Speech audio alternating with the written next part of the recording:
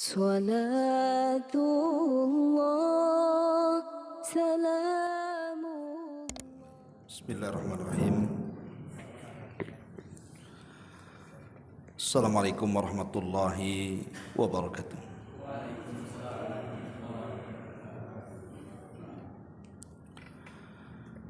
Alhamdulillah wassalatu wassalamu ala Rasulillah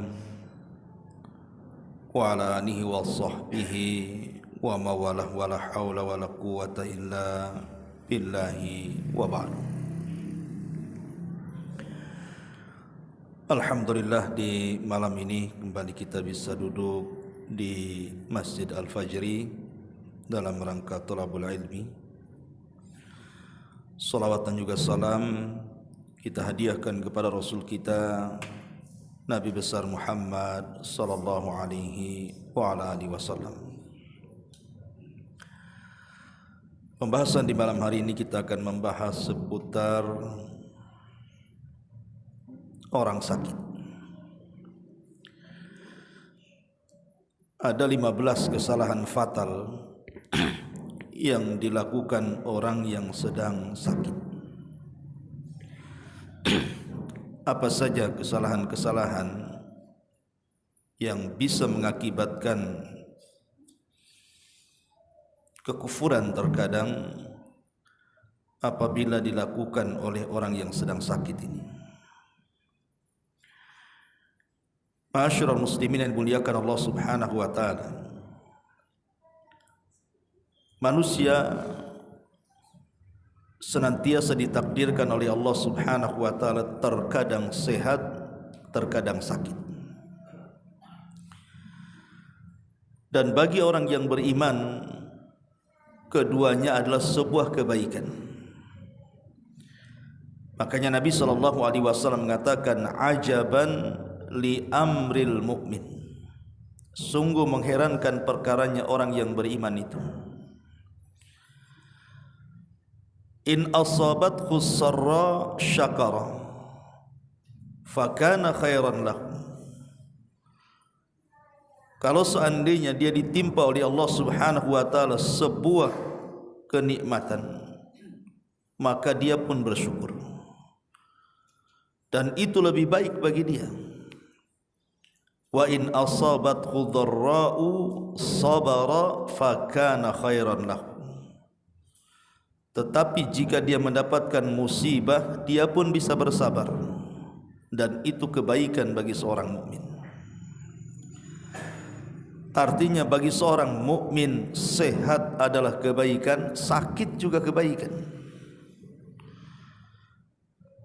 Masalahnya tidak semua orang menganggap sakit itu kebaikan. Hanya orang-orang yang beriman kepada Allah Azza wa Jalla yang menganggap sakit itu sebuah kebaikan. Lah ada orang-orang yang sedang ditimpa oleh Allah musibah berupa penyakit, mereka melakukan kesalahan-kesalahan dalam sakitnya itu, dan terkadang kesalahan yang mereka lakukan itu bisa sampai taraf kufur. Naudzubillah. Apa saja kesalahan itu? Saya sudah merangkum 16 kesalahan yang dilakukan orang sakit. Tidak memperpanjang mukaddimah. Yang pertama, tarkus salati, meninggalkan salat. Ada sebagian orang itu yang ketika dia sehat, dia salat. Bahkan boleh dikata rajin salat. Tapi ketika Allah takdirkan dia sakit, ada sebagian orang itu kemudian sampai meninggalkan salat. Apalagi kalau sakitnya parah. Ma'asyiral muslimin yang dimuliakan Allah Azza wa Jalla, ingat bahwa salat itu adalah kewajiban mutlak. Makna kewajiban mutlak itu tidak bisa ditinggalkan dalam kondisi apapun, baik dalam kondisi takut ataupun aman, baik dalam kondisi sakit ataupun sehat. Maka salat itu tidak bisa ditinggalkan. Makanya Abdullah ibn Syaqiq radhiyallahu anhu, seorang sahabat Rasul, mengatakan, Kana ashabu Muhammadin sallallahu alaihi wasallam la yarawna syai'an minal a'mali tarkuhu kufrun illa shalah. Adalah sahabat Nabi SAW, mereka tidak pernah melihat sesuatu amal ibadah yang kalau ditinggalkan bisa jadi kufur kecuali salat. Maka saya nasihatkan kepada orang yang sedang sakit, dalam kondisi apapun Anda jangan pernah meninggalkan salat. Dan alhamdulillah, Islam itu bukan agama yang mempersulit orang. Bahkan Islam itu agama yang mempermudah orang. Kalau orang sakit tidak bisa solat sambil berdiri, bisa sambil duduk. Kalau orang sakit tidak bisa solat sambil duduk, bisa dia berbaring ke lambung kanan menghadap kiblat. Kalau tidak bisa, terlentang. Kalau tidak bisa dengan gerakan, dengan isyarat. Kalau tidak bisa dengan isyarat, dengan lamunan selama akalnya masih ada. Dan kewajiban orang yang sehat kalau sudah seperti ini harus mengingatkan setiap waktunya, supaya dia ingat ya. Karena bahaya kalau seandainya Allah takdirkan kemudian parah sakitnya, kemudian dia meninggalkan solat. Kalau meninggal, apa hukumnya tuh? Orang meninggalkan solat kemudian mati, bisa kufur, ikhwan. Kasihan jadinya. Ini yang pertama, singkat-singkat saja. Yang kedua, dia solat, tetapi terkadang karena sakitnya dia suka mengakhir-akhirkan waktu. Takhirul as-salati an waqtiha, mengakhirkan solat di akhir-akhir waktu. Ya alasannya sakit. Padahal Islam itu membolehkan seseorang itu kan menjama. Kalau orang memang sedang sakit parah, terkadang kalau minum obat itu suka ketiduran, kan bisa dijama. Pamannya asar ditarik ke zuhur, isya ditarik ke maghrib atau sebaliknya. Kan dimudahkan sebenarnya, supaya banyak istirahatnya, dijama saja solatnya. Kalau memang sakitnya parah. Yang lebih parah lagi adalah sakitnya tidak parah, dia bisa berdiri, duduk pula dia, tidak sah solatnya, ikhwan. Karena berdiri dalam solat itu rukun masalahnya. Dia bisa berdiri, sakit sedikit, akhirnya duduk. Nah, ini masalah ya.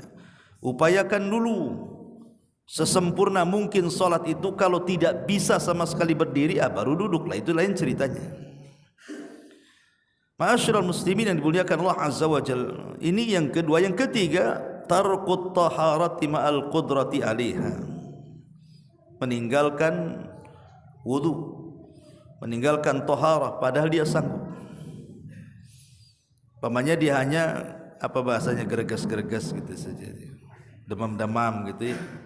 Tidak mau dia wudu, maunya tayamum dia. Ini kan masalah ya. Dia bisa loh. Makanya sebagian ulama ketika memberikan catatan kepada hadis Nabi SAW, asbigil wudu alal makari, sempurnakan wudumu walaupun kau benci, tidak suka.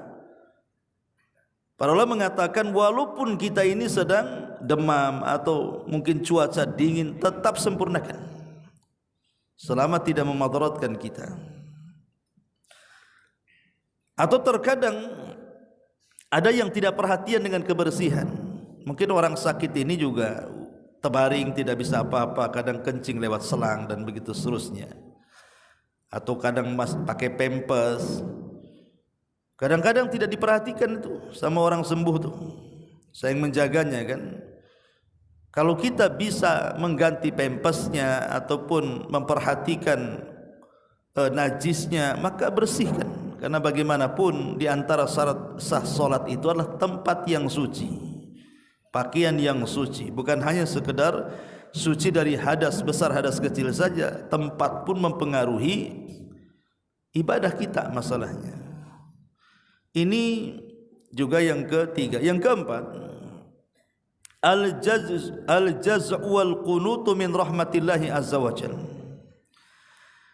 Terkadang orang sakit itu mudah putus asa dari rahmat Allah Subhanahu wa taala. Jadi ketika sakit dia itu bersuudzon kepada Allah, berburuk sangka kepada Allah Subhanahu wa taala. Dan ini banyak, ya.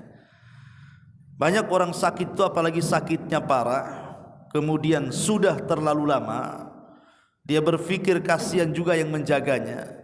Terkadang dia suudzon kepada Allah Subhanahu wa taala, seolah-olah Allah benci dengan dia.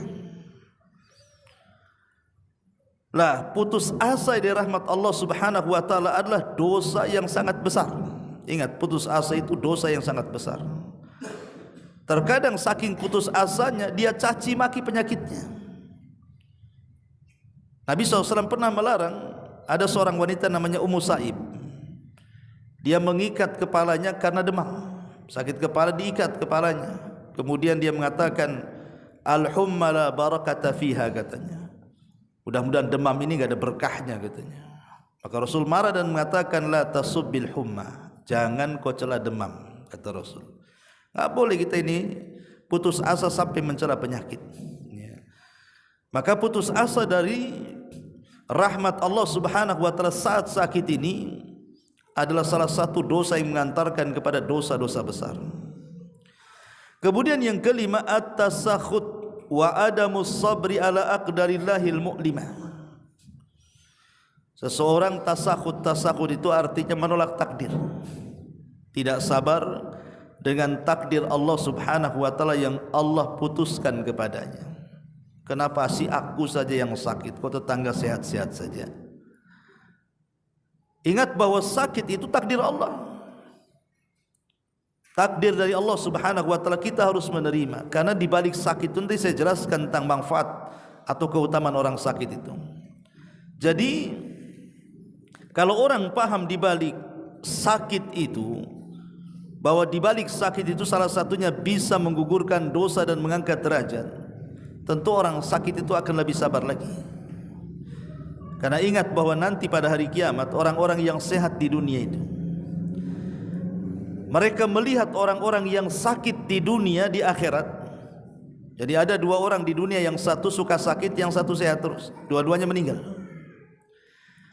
Kemudian Allah Subhanahu wa taala memberikan banyak pahala kepada orang yang sakit ketika di dunia dia sabar dan mengharap pahala Allah. Maka orang-orang sehat memandang orang-orang yang dulunya sakit di dunia dan mereka sabar serta mengharap pahala, kemudian mereka diberikan ganjaran banyak. Mereka berangan-angan kalau mereka ingin dikembalikan ke dunia, kemudian dikelupaskan kulit dari dagingnya, supaya mereka pun mendapatkan hal yang sama yang diberikan Allah kepada orang yang banyak musibah di dunia ketika diberikan balasan di akhirat. Jadi at-tasakhut dan juga tidak ada sabar itu sebenarnya tidak ada gunanya. Apa sih gunanya? Apakah dengan kita kemudian mencela Allah Subhanahu wa taala kemudian tiba-tiba sembuh penyakit saya gitu kan? Penyakit kita kan enggak juga. Kalau sudah ditakdirkan kan tidak mungkin sembuh. Kalau ditakdirkan sembuh, sembuh. Kalau tidak ditakdirkan tidak sembuh, tidak mungkin sembuh. Lalu apa gunanya marah-marah kan gitu? Enggak ada gunanya marah-marah itu.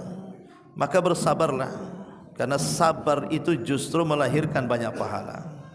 Ini yang kelima. Kemudian yang keenam, at-ta'alluq bi ghairillah min atibai wa ghairihim. Terlampau menggantungkan perobatan kepada selain Allah, atau dengan kata lain, terlampau menyandarkan kepada sebab dan lupa kepada yang membuat sebab. Kan ada orang itu dia melupakan Allah Subhanahu wa taala saat berobat.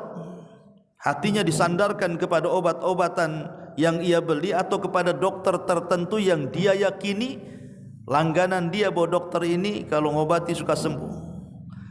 Lah, mengaitkan hati kepada selain Allah Azza wa Jalla dalam kesembuhan itu tidak boleh. Tidak boleh sama sekali. Mereka hanya sebab saja. Dokter itu sebab, obat itu sebab, yang menyembuhkanlah Allah. Maka tidak boleh seseorang itu menyandarkan hanya kepada dokter ataupun kepada obat-obatan, lupa pula yang menciptakan dokter itu, Allah Subhanahu wa taala. Dan mencari sebab perobatan pun harus sebab-sebab yang tidak menyimpang. Dulu saya pernah jelaskan sama antum bahwa perobatan itu kan ada 3 macam. Ada perobatan itu yang memang secara nas Al-Quran dan Sunnah Nabi SAW dia adalah obat. Kalau memang ada nasnya Al-Quran dan Sunnah bahwa perkara itu obat, makan, minum, itu obat memang. Seperti mamanya madu, jelas hadisnya, jelas ayatnya. Kemudian habbatus sauda, jelas hadisnya. Minyak zaitun, jelas hadisnya. Air zam-zam, jelas hadisnya, kan itu. Jadi ada perobatan-perobatan itu memang ada nasnya dari Quran dan Sunnah bahwa itu obat. Nah, silahkan konsumsi. Yang kedua, atau memang tidak ternaskan, tetapi ada penelitian bahwa kalau minum rendaman akar ini, kalau minum rendaman daun ini, kemudian kita jadikan jamu sembuh, itu ada penelitian, tidak ada masalah. Ya. Yang masalah itu yang ketiga, Quran tidak mengatakan itu obat, hadis tidak mengatakan itu obat, penelitian ahli kedokteran, farmasi, herbalis dan yang semacamnya tidak mengatakan itu obat. Tiba-tiba ada orang mengatakan itu obat, tidak ada penelitian. Nah, ini yang jadi masalah. Seperti yang dilakukan dukun-dukun itu. Antum dikasih gelang, ini obat, katanya, pakai nanti sembuh mencretmu, katanya. Mana ada? Dokter ini dia bukan dukun, itu beda dengan dokter. Dokter itu ya, dia kalau tidak mampu, tidak mampu. Dia kalau bukan bidangnya, dia tidak akan menangani. Pamannya spesialis penyakit dalam, kalau dia tidak, ini bukan spes dia, dia akan katakan, oh bukan di sini, kamu harus ke poli sana. Kalau dukun tidak, bisa Pak dukun, semua bisa. Nggak ada, oh nggak bisa ke dukun sana. Itu sama merendahkan dukunnya, ya kan? Dukun itu semua bisa tuh. Karena mereka pengibul masalahnya. Dukun itu kan penipu, pendusta. Kembali bahwa jangan ketika seseorang itu sakit hanya mengandalkan kepada dokter dan juga obat-obatan. Minta dulu kesembuhan kepada Allah, baru dokter dan obat-obatan itu jadikan sebab penyembuhan, bukan tujuan. Ya, ini yang keenam. Kemudian yang ketujuh, al-luju' ila saharati wal kahanati wal musya'widin. Ada sebagian orang yang sedang sakit itu, justru mereka rujukannya datang ke dukun. Karena ada cerita, itu tetangga si anu tuh datang ke dukun anu, sembuh dia. Akhirnya ikut-ikut dukun yang mana tuh, dicari informasi itu. Bahkan jelas-jelas datang ke dukun pula. Karena orang sakit itu biasanya sudah enggak berpikir panjang, ikhwan, yang penting sembuh. Kadang ada orang yang tahu datang ke dukun tak boleh, tapi karena tidak tahan dengan sakitnya datang juga dia. Yang penting sembuh, pikiran dia begitu. Padahal Nabi SAW mengatakan, man ata arrafan au kahinan fasaddaqahu faqad kafara bima unzila ala Muhammadin sallallahu alaihi wasallam. Siapa yang datang ke dukun kemudian bertanya, dibenarkan pula lah apa yang diucapkan dukun itu, maka dia telah kufur dengan apa yang diturunkan kepada Muhammad sallallahu alaihi wasallam. Enggak boleh, ya. Karena dikhawatirkan kalau seandainya Allah takdirkan habis datang ke dukun diobati makin parah mati, ngeri itu kan. Berarti dia membawa dosa kesyirikan itu. Karena dia membawa dosa yang tidak akan diampuni oleh Allah Subhanahu wa taala. Kalau masih sembuh masih bisa bertobat loh, kalau tidak sembuh. Karena umumnya dukun itu tidak mengobati, ikhwan. Dia sedang memeras uang kita sebenarnya. Dia bukan sedang mengobati. Karena dia bukan pakar pengobatan. Jadi kita tahu bahwa jangan sampai kemudian kita sudah sakit tertimpa pula kesyirikan. Naudzubillah. Ini yang ketujuh. Yang kedelapan, ihmal ad-du'a. Terkadang orang sakit itu dia lupa doa. Dia datang ke dokter ini, dokter itu, rumah sakit ini, rumah sakit itu, makan obat ini, obat itu, herbal ini, herbal itu. Semua daya dan upaya, biaya, waktu, tenaga, semua dia lakukan. hanya untuk kesembuhan, tapi dia lupa sama Allah. Dia lupa yang menjadikan penyakit itu siapa dan yang mengangkatnya siapa, Allah Subhanahu wa ta'ala. Maka jangan sampai kemudian meremehkan doa. Lihat Nabi Ayub alaihi salatu wassalam, dia sakit selama 18 tahun lamanya. Sakitnya Nabi Ayub itu bukan sakit biasa. Imam Ibnu Katsir menjelaskan dalam kitabnya ketika menjelaskan sirah Nabi Ayub itu Nabi Ayub dari kepala sampai kaki itu dipenuhi dengan benjol, isinya nanah dan darah dan sangat gatal sekali. Sehingga sudah tidak berupa lagi Nabi Ayub itu karena penuh benjolan. Dan di zamannya enggak ada orang yang terkena penyakit kayak dia. Sehingga ada dua kawan Ayub ini yang biasa menjenguk Ayub, berbisik-bisik. Yang satu mengatakan, wahai fulan, jangan-jangan Ayub saudara kita itu dikutuk oleh Allah. Kata kawannya, janganlah kau ngomong gitu, kita tahu siapa Ayub. Kemudian dia mengatakan, bagaimana tidak aku katakan seperti itu? Kau lihat saja, sedikit penyakitnya sedikit pun tidak ada yang diangkat oleh Allah Azza wa Jalla. Bahkan setiap hari makin parah. Kalau itu bukan kutukan apa namanya? Jangan-jangan Ayub itu melakukan dosa yang tidak pernah dilakukan siapapun gitu. Lah ucapan dua orang ini sampai ke telinga Ayub. Ya tidak mungkinlah seorang Nabi melakukan dosa, dan tidak mungkin juga seorang Nabi kutuk Allah. Jadi Nabi Ayub merasa sedih dan mengatakan, Rabbi inni massaniyadh-dhurr wa anta arhamur rahimin.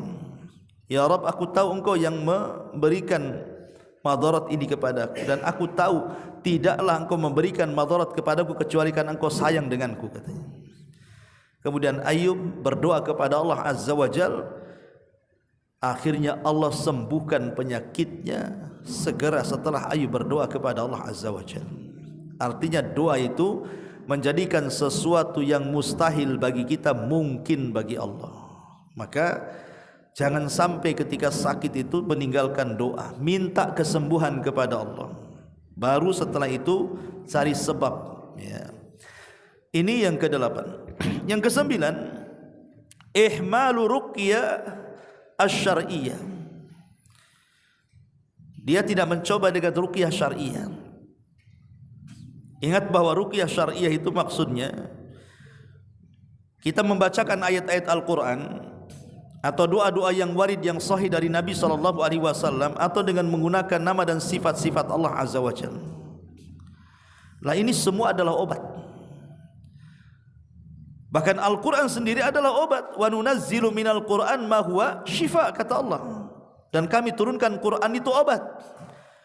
Ulama mengatakan bahwa Al-Quran itu bukan hanya obat rohani, tapi juga obat jasmani.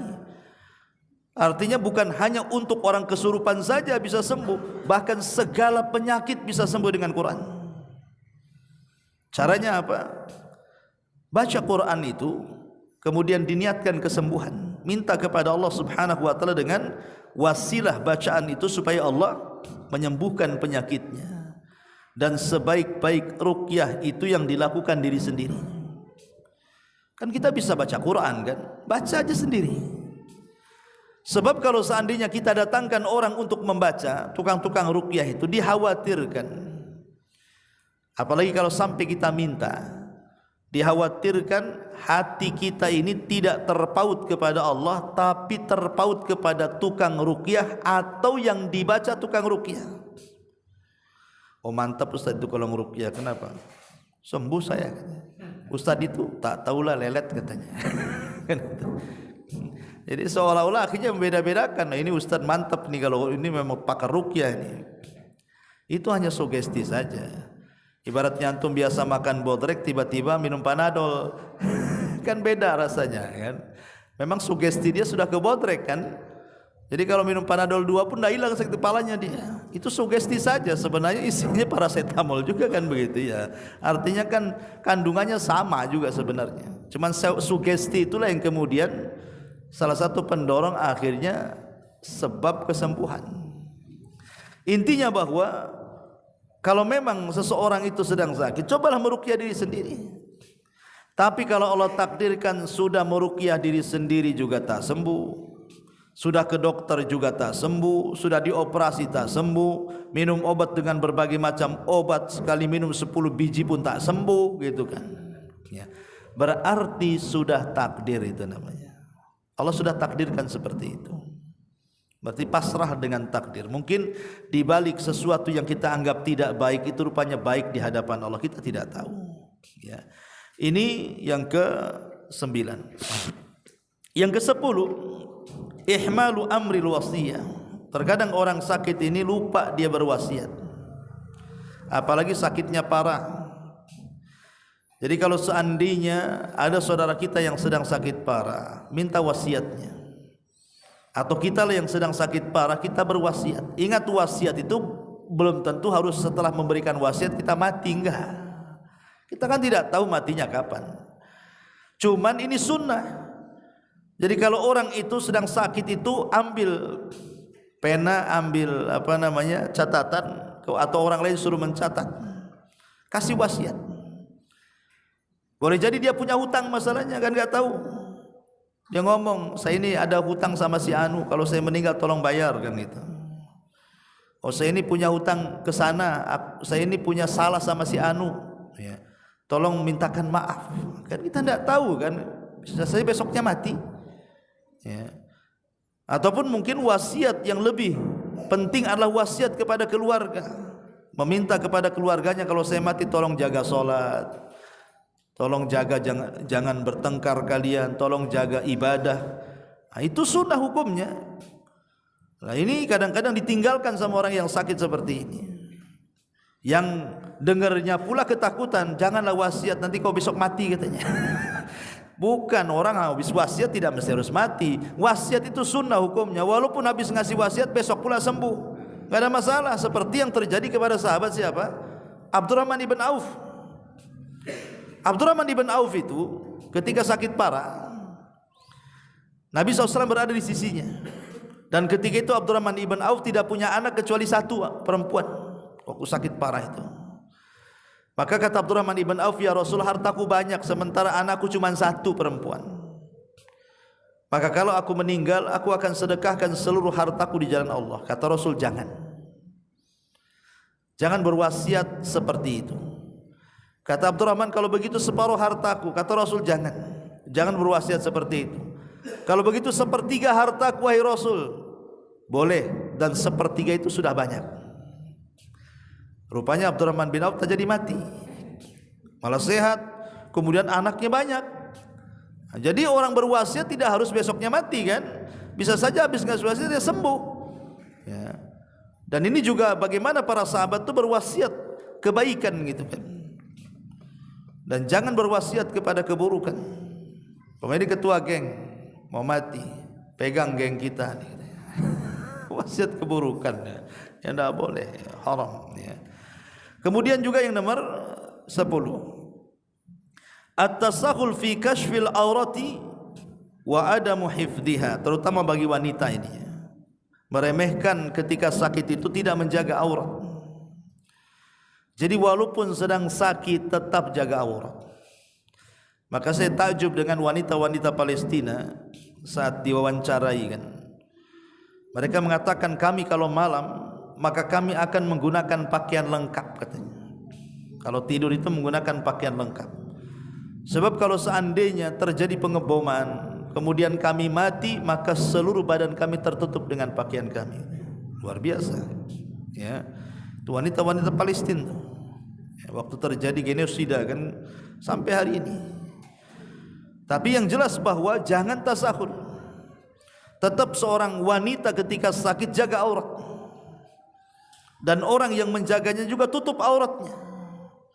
Karena biasanya orang yang sakit terkadang tak sadar kan, dia terbuka auratnya dan lain sebagainya. Makanya ini juga penting. Kata Rasul, ihfad aurataki illa min zaujatiki aw ma malakat yamini. Ihfad aurataka illa min zaujatika aw ma malakat yaminak. Jagalah auratmu kecuali dari pasanganmu ataupun budak hamba sahayamu. Ma'asyiral muslimin yang dimuliakan Allah Azza wa Jalla, tapi membuka aurat terkadang menjadi darurat kalau memang masuk dalam ilmu kesehatan. Umpamanya mau dioperasi, mau tidak mau kan. Sementara tidak ada dokter yang sesama perempuannya, rupanya pakarnya pula laki-laki kan gitu ya. Itu namanya ad-daruratu tubihul mahdur. Kalau terpaksa ya harus diobati dan harus membuka aurat itu kan, itu pun dibuka sekedar saja. Kalau dokternya paham dengan ilmu Islam kan itu. Ini yang ke-10. Yang ke-11, al-ghaflatu wa qada'ul awqati fima harramahu Allah azza wa jalla.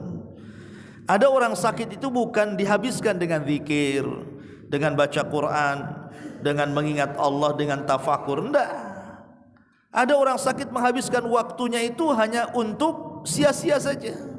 Dengerin musik sampai mati, dengerin musik gitu. Gitu ya.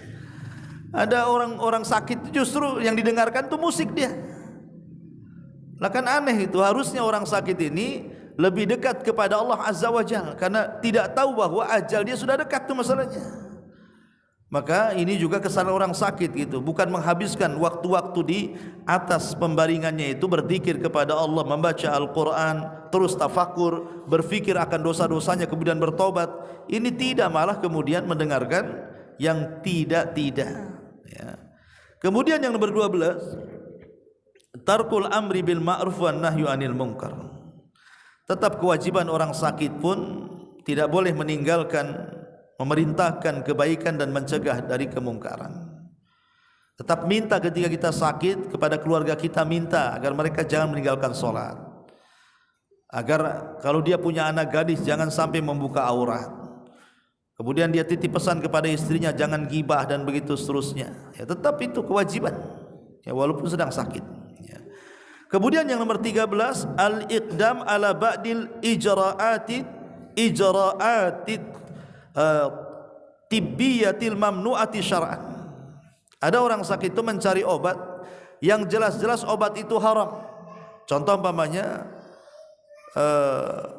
orang kena asma, kata orang kampung katanya harus makan kelelawar ya kan. Akhirnya pesan kelelawar banyak-banyak, disangrai, digoreng sama dia, dibuat bakwan, dimakan katanya. Enggak boleh makan kelelawar, enggak boleh kawan ya. Ataupun makan cacing katanya, untuk obat apa itu, panas dingin katanya, cari cacing, goreng, makan gitu. Enggak boleh ya. Perobatan itu selama ada yang halal tidak boleh berpindah ke yang haram. Apalagi aneh-aneh di masyarakat ini, ular aja dimakan, katanya untuk kesehatan katanya. Ya, ular untuk kesehatan ya. Kesehatan apa itu? Makan ular katanya bagus katanya kalau makan ular itu. Yang ada ngular dia jadinya.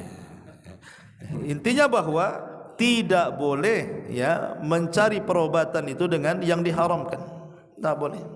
Dahulu saya ingat kisah Urwah ibn Zubair radhiyallahu an. Urwah ibn Zubair ini Allah takdirkan salah satu kakinya itu terkena sakit, jatuh kemudian luka kemudian membusuk. Ya kalau sekarang ini ada orang yang kena gula gitu kan, kemudian ada luka tidak sembuh-sembuh akhirnya membusuk kan itu. Jadi Urwah ini datang kepada tabib, kepada dokter lah. Kata dokter, ini tidak bisa tertolong satu kakimu ini. Bagaimana kalau aku akan potong kakimu? Kan ini bahaya kalau tidak dipotong. Kata Urwah, ya silahkan kalau memang itu yang terbaik. Kemudian sang dokter mengatakan, tapi sakit wahai imam. Karena di zaman itu kan lain dengan di zaman sekarang. Kalau zaman sekarang operasi enak, ada obat biusnya, kadang tak sadar kan itu ya. Tahu-tahu udah dipotong aja kaki itu. Kalau dulu kan susah, nggak ada obat bius, sehingga kalau dipotong ya sakit betul kan itu. Makanya kemudian sang dokter mengatakan, tapi sakit imam. Akhirnya sang dokter pun kemudian menyarankan supaya Urwah ini minum khamr supaya tidak sadar ya, suruh minum khamr, minumlah ini katanya. Kata Urwah, ini apa? Ini khamr. Maka Urwah mengatakan, oh tidak, aku tidak akan minum khamr, katanya. Kata dokter, nanti kau sakit, biarkan sakit. Sebab kalau aku minum khamr ini, kemudian kau potong kakiku, tiba-tiba tidak tertolong, matilah aku. Berarti aku meninggal di atas khamr, katanya. Itu mati di atas khamr kan. Jadi kata dokter, kalau begitu engkau akan sakit, enggak apa-apa, tapi potonglah ketika aku sedang sholat, katanya. Biarkan aku ambil wudu, aku akan sholat 2 rakaat wudu. Saat sholat itu kau potong, katanya. Kalaupun aku mati sedang sholat, katanya. Itu kan mantap ya. Kalau antum dah minum aja kan gitu, nggak peduli. Kurang 1 jerigen 2 jerigen, yang penting nggak sakit. Ya. Jadi lihat bagaimana di sini Imam Urwah mengajarkan, tidak bisa. Walaupun itu kan sebenarnya kalau seandainya Urwah meminum, secara hukum tidak ada masalah sebenarnya. Seandainya Urwah itu minum khamr, karena itu kan sedang darurat masalahnya kan. Ad-daruratu tuhwil mahdurat, sesuatu yang darurat itu membolehkan diharamkan sebenarnya. Tapi dia tak mau, tetap dia ingin dipotong saat sholat. Waktu sholat dipotong betul-betul sampai dia pingsan akhirnya. Ketika dia terbangun, rupanya dihabarkan kepadanya, wahai Urwah, bersabarlah, katanya. Barusan putramu meninggal dunia. Itu harus dipotong kakinya. Habis dipotong kakinya, dihabarkan salah satu putranya meninggal dunia. Berarti 2 kali musibahnya berturut-turut. Tapi kata Urwah, alhamdulillah ala kulli hal, katanya. Kata dokternya, kok kamu alhamdulillah, katanya. Kenapa kok tidak ada raut sedih dari kamu? Kata Urwah, ya lihat, katanya, badanku, aku diberikan 4 anggota badan, 2 tangan 2 kaki. Kau baru putus 1, masih ada 3 lagi, katanya. Aku memiliki 6 anak, kalau meninggal 1 masih ada 5, katanya. Artinya apa? Alhamdulillah, katanya. Jadi alhamdulillah itu kepada nikmat yang tersisa, bukan kepada musibah yang menimpa, bukan begitu. Jadi ucapan alhamdulillahnya kepada nikmat yang masih ada, bukan kepada musibah yang menimpa dia. Kalau musibah yang menimpa dia, kita katakan innalillahi wa inna ilaihi raji'un, istirja. Tapi kalau kepada nikmat kita katakan alhamdulillah ala kulli hal, kan gitu ya. Kalau antum dibilang gila tuh, rumahnya kebakaran, alhamdulillah, gila kau, katanya. Rumahmu kebakaran, kau bilang alhamdulillah. Ya antum bilang aja rumah saya 10, itu 1 yang kebakar, katanya. Kan bilang gini, kan enak gitu kan ya. Tapi kita tidak, jangankan rumah hilang, dompet hilang kayak kiamat. Udah gak sabar gitu ya. Taib. Ini terkadang yang ke-13, al-iqdam ala ba'di al-ijra'ati tibbiyatil mamnu'ati syar'an. Kemudian yang ke-14, la ya'tabiru wa la ya'khud darsan min maradihi. Ada orang yang tidak pernah mengambil ibrah, mengambil pelajaran dari penyakitnya. Ingat, penyakit dikirimkan itu sebenarnya supaya kita ini sadar. Kan musibah yang Allah kirimkan itu satu dalam bentuk, terkadang itu ujian. Kalau dia seorang yang beriman, berarti Allah sedang menguji kita. Apakah keimanan kita dusta ataukah keimanan kita benar? Atau sebuah teguran karena maksiat yang kita lakukan, ditegur oleh Allah supaya sadar. Atau boleh jadi azab karena kekafiran. Ya. Jadi musibah itu kan macam-macam tuh, harusnya dijadikan ibrah. Bahkan kalau seandainya ketika dia sakit dia terpikir, ya Allah, dulu waktu saya sehat nggak pernah sholat, kalau kau sembuhkan aku akan sholat. Disembuhkan betul, tak sholat juga. Ada juga yang kayak degil kayak gitu tuh ya. Tapi kan masih mending dia mencari ibrah kan. Ketika sakit dia terpikir yang positif-positif gitu. Pokoknya kalau aku sembuh ya Rabb, umroh aku akan sedekah, aku akan ini. Harusnya seperti itu ya. Ini enggak, ahli maksiat, tukang zina, tukang mabok, tukang judi online dan begitu seterusnya. Sakit, ketika sembuh, ya Allah kalau sembuh aku judi online lagi, katanya. Nah, itu kan masalahnya. Ada orang yang seperti itu. Kemudian yang nomor 15, kesalahan orang sakit adalah berangan-angan bil mauti. Ya tamanna al marda bil mauti.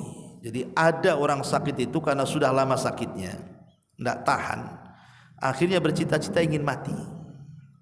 Itu biasanya sama orang-orang yang sakit parah bertahun gitu ya. Dia enggak enak dengan yang jaganya. Dan dia juga tidak bisa apa-apa dengan kondisi sakitnya. Kadang harus memasukkan makanan lewat hidung dia gitu. Kadang-kadang harus dicebokin di tempat dia baring, dan itu juga koma, tidak mati-mati kadang-kadang kan. Ada orang-orang yang dalam kondisi seperti ini berangan-angan ingin mati. Padahal ada riwayat Abbas ibn Abdul Muttalib itu pernah sakit parah. Akhirnya dia pun ingin berangan-angan bahwa mati lebih cepat, lebih baik dibandingkan hidup, karena sudah tidak tahan dengan sakitnya. Maka Nabi SAW menasihati pamannya Abbas ini, wahai Abbas, jangan salah seorang itu berangan-angan ingin mati. Kenapa? Sebab kalau dia orang jahat kemudian disembuhkan adalah kesempatan tobat. Kalau dia orang baik kemudian disembuhkan adalah kesempatan menambah amal soleh. Tapi kalau seandainya harus engkau berangan-angan kepada kematian, maka katakanlah, ya Rabb, wafatkan aku jika kematian itu baik bagiku, dan sembuhkan aku jika hidup itu lebih baik bagiku. Kalaupun harus berangan-angan dengan kematian. Ya, ini yang ke-15. Dan yang terakhir ke-16, sabbul marad, mencaci maki penyakit. Dan ini sudah dibahas tadi, tidak boleh mencela penyakit. Inilah di antara 16 perkara tidak boleh ada sama orang sakit itu. Karena ada faedah kalau orang sakit itu paham bahwa sebenarnya Allah sedang memuliakan dirinya. Saya kira orang yang sedang sakit tidak mungkin melakukan 16 perkara ini. Pertama, ingat bahwa sakit ini merupakan penebus dosa. Ingat, sakit ini bisa menebus dosa. Nabi mengatakan, ma yamradu mu'minun wala mu'minatun wala muslimun wala muslimatun illa hattallahu bidzalika khatayahu kama tanhattul waraqatu minasyajari. Tidaklah sakit seorang mukmin laki-laki atau perempuan, tidak pula dengan seorang muslim laki-laki atau perempuan, melainkan Allah menggugurkan kesalahannya. Dengan hal itu maksudnya dengan sakitnya sebagaimana berguguran dedaunan dari pohon. Dari hadis ini kita bisa petik pelajaran bahwa sakit itu sebenarnya bisa kita gunakan penebus dosa. Ya, mungkin dosa-dosa saya sudah terlampau banyak. Mungkin Allah sedang menguji saya dengan sakit. Mudah-mudahan dengan sakit ini dosa saya bisa hilang. Ini yang pertama. Yang kedua, sakit ini mengangkat derajat, menambah kebaikan, dan juga Allah berikan banyak keutamaan. Dalam hadis Nabi mengatakan, ma min muslimin yushaku syauka fama fawqaha illa kutiba lahu biha darajatun wa muhiyat anhu biha khati'ah. Tidak ada seorang muslim pun yang tertusuk duri atau yang lebih parah daripada duri, melainkan ditulis untuknya satu derajat dan dihapuskan padanya satu kesalahan. Ini juga luar biasa. Ya, ini yang kedua. Yang ketiga, penyakit ini juga sebab untuk mencapai kedudukan tinggi di sorga. Karena ada sorga itu yang tidak bisa diraih dengan solat, tidak bisa diraih dengan puasa, tidak bisa diraih dengan baca Quran, dengan zikir dan yang lain sebagainya. Hanya bisa diraih dengan kesabaran. Dan tidak mungkin sabar kecuali orang itu diuji. Dan salah satu ujian adalah penyakit. Kata Nabi, innar rajula la yakuna lahu indallahil manzilata fama yablughuha bi amalihi fama yazalullahu yabtalihi bima yakrah hatta yablughaha. Sungguh seorang akan memperoleh kedudukan di sisi Allah Subhanahu wa taala, ia tidaklah memperolehnya dengan amalannya. Allah Subhanahu wa taala senantiasa terus mengujinya dengan sesuatu yang ia tidak sukai hingga ia betul-betul memperoleh tingkatan di sorga tersebut. Jadi sebenarnya sakit ini juga sebab kita meraih tingkatan sorga yang paling tinggi di sorga. Kemudian yang keempat, sakit ini merupakan bukti bahwa Allah Subhanahu wa taala sebenarnya sayang dengan kita. Karena Rasul yang mengatakan, man yuridillahu khairan yusib minhu, Siapa yang Allah kehendaki kebaikan, maka orang ini harus diberikan banyak musibah. Jadi terkadang musibah yang Allah berikan kepada kita itu sebenarnya tanda sayang Allah kepada kita. Tapi banyak orang yang mengira bahwa Allah sedang benci sama dia. Tidak, Allah sedang sayang kepada dia. Kemudian yang nomor 5, bahwa sakit itu membawa muhasabah. Berapa banyak orang yang sakit kemudian sembuh, taubat dia akhirnya. Gara-gara sakit taubat dia kan. Sebelum sakit maksiatnya tingkat dewa. Tapi setelah Allah berikan sakit, setelah sembuh, Masya Allah, taubatan nasuha dia. Banyak yang seperti itu. Kemudian juga yang nomor 6, sakit juga menyebabkan kembalinya hamba Allah untuk senantiasa introspeksi terhadap dirinya, bahwa dia harus lebih dekat lagi dengan Allah dan lebih dekat lagi dengan Allah. Termasuk juga yang nomor 7, bahwa selama sakit yang menghalangi dirinya, maka catatan kebaikannya tetap Allah akan catat kepada orang yang terbiasa beribadah. Jadi kalau sewaktu sehat dia ahli solat malam, ahli puasa, ahli baca Quran, ahli zikir, ahli sedekah, tiba-tiba sakit. Ketika sakit tidak bisa lagi dia baca Quran, tidak bisa lagi dia zikir, tidak bisa lagi solat malam, tidak bisa lagi puasa, maka tetap Allah catat pahala kebiasaannya walaupun dia sedang sakit dan tidak mengamalkannya. Akan luar biasa. Itu menunjukkan apa? Bahwa ketaatan itu tidak terputus karena sakit. Jadi orang yang terbiasa solat malam kemudian sakit, akhirnya tidak bisa solat malam, tetap dicatat solat malam. Sebagaimana Rasul mengatakan, "Idza maridul abdu aw safar kutiba lahu mithla ma kana ya'mal muqiman sahihan." Apabila seorang hamba sakit atau melakukan perjalanan safar, niscaya ditulis untuknya seperti amalan mukim dan juga seperti amalan sehat. Kemudian yang nomor 8, sakit merupakan penyebab masuk ke dalam sorga dan selamat dari neraka. Rasul mengatakan, al-humma haddu kulli mu'min minan nar. Demam adalah bagian tiap mukmin dari neraka. Jadi demam di dunia itu sebenarnya itu sedikit demi sedikit kita ini dijauhkan dari neraka, karena demam adalah bagian setiap mukmin dari neraka. Maknanya, jadi kalau kita selalu dikasih demam, akhirnya kita dijauhkan dari neraka. Kan itu bagian neraka masalahnya. Jadi bersyukur kalau kita sedang demam itu, ya.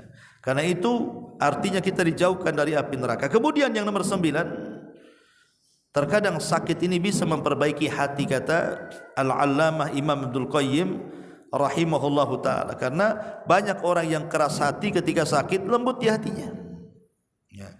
Kemudian yang nomor 10, sakit juga mengingatkan kepada kita tentang besarnya nikmat sehat. Orang akan tahu betapa besarnya nikmat sehat itu setelah kita sakit kan. Kalau kita tidak sakit tidak tahu nikmat sehat. Sama, kita ini tidak akan tahu nikmat makan sebelum lapar, tidak tahu nikmat haus sebelum minum kan gitu. Makanya kalau umpamanya orang sedang sakit itu baru terfikir, kenapa waktu saya tidak seperti ini, tidak seperti itu. Ya, jadi sakit mengingatkan nikmat terbesar, as-sihhatu wal faragh. Kemudian yang nomor 11, sakit juga mengingatkan hamba terhadap kondisi saudaranya yang sakit. Ingat bahwa kalau kita sedang sakit, bukan berarti satu dunia kita aja yang sakit. Nah, banyak lagi orang yang sakit kok. Gak percaya, masuklah rumah sakit sana, ya. Artinya bahwa jangan merasa di dunia ini cuma dia yang sakit. Tidak, banyak lagi yang lebih sakit dari kita. Jadi kalau kita punya penyakit parah, di sana ada yang lebih parah lagi.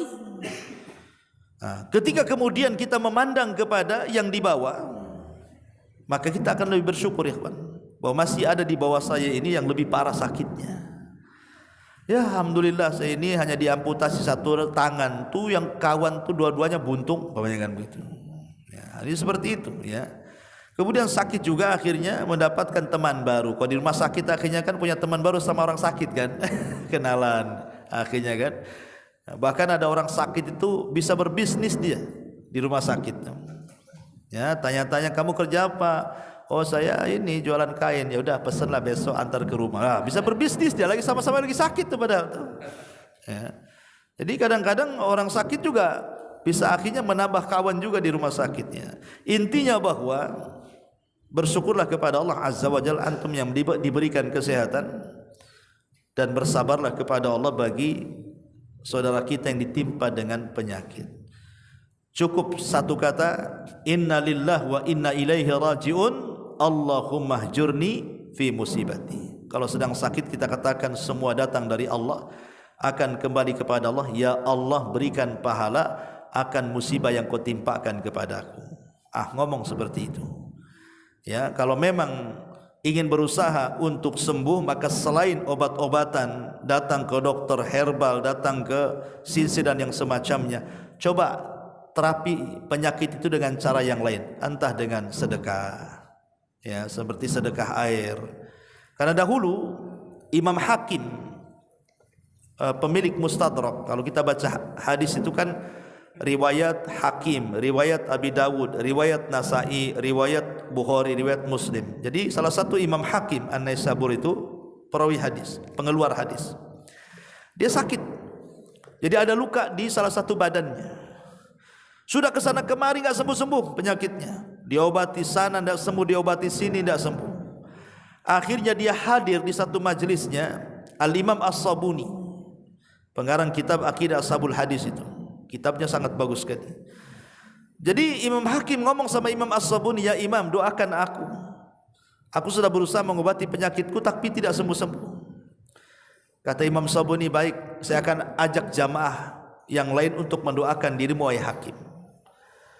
Kemudian setelah itu Imam Sabuni meminta murid-muridnya, baik yang ikhwan atau yang akhwat, mendoakan Imam Hakim supaya sembuh. Keesokan malamnya ada seorang wanita yang ikut hadir di majelisnya Imam Naisabur itu bermimpi.